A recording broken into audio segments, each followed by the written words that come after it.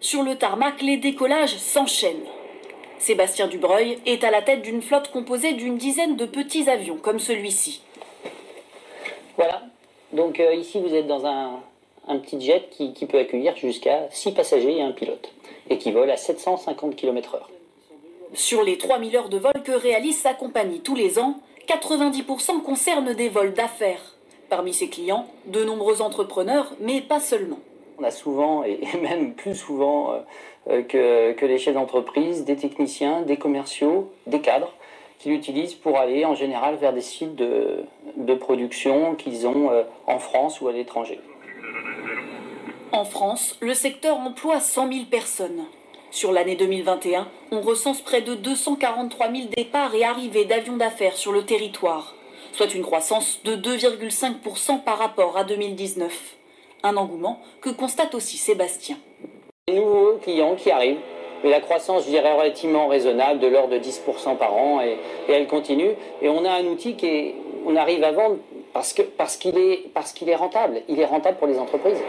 Et ce chiffre pourrait encore gonfler, car depuis l'interdiction des vols commerciaux entre deux destinations, accessibles en moins de 2h30 en train, le nombre de créneaux des compagnies a fondu.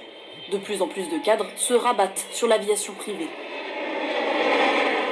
Avec ses 480 avions d'affaires, la France se situe loin derrière les États-Unis qui en comptent 22 000. Mais ces petits avions ne transportent pas uniquement des entrepreneurs, ils ont aussi une autre mission.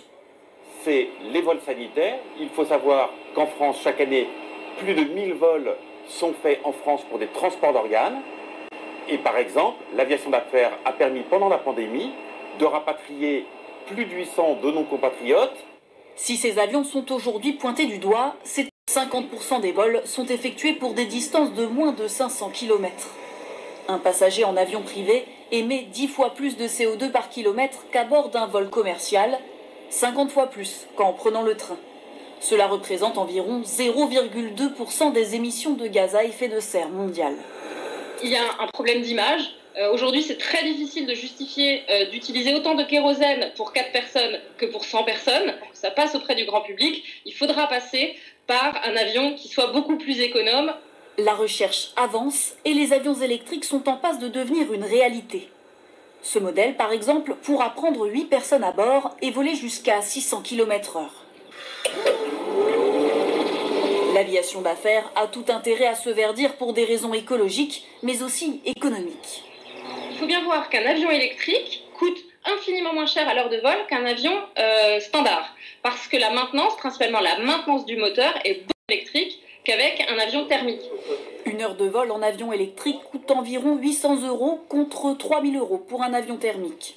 Pour le moment, l'une des alternatives reste l'utilisation de biocarburants, même s'ils sont rares dans les aéroports et sont 2 à 4 fois plus chers.